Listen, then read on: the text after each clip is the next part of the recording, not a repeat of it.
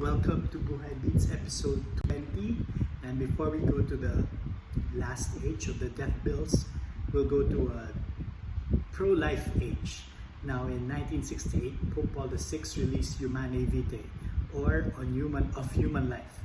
And it was very controversial at the time because they thought that the Catholic Church would be leaning, a lot of people were leaning already to contraceptives and family planning, and they really thought that the church would go that way.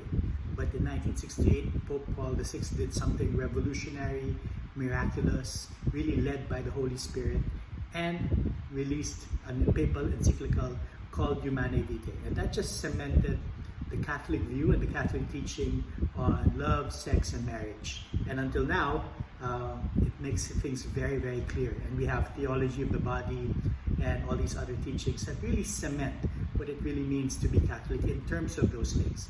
Now, if you haven't read it, I suggest you read Humanae Vitae. But if you have a hard time reading it, then you can go to the theology of the body books. And you can really learn more about it there. You can also go to Live Pure Movement that really talk about all these things and really take from this encyclical in their teachings.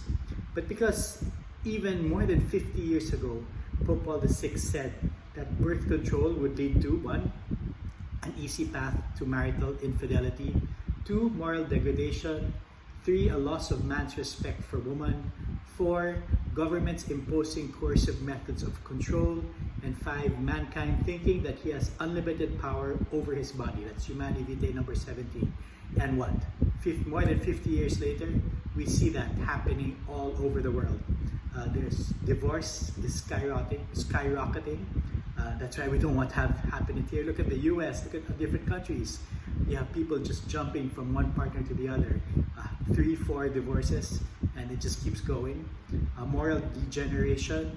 So you see a lot of immorality, free sex, premarital sex, extramarital sex, loss of man's respect for woman, that he would no longer care for their well-being. You see a lot of fatherless homes, just single mothers all over the world, especially in the Western world.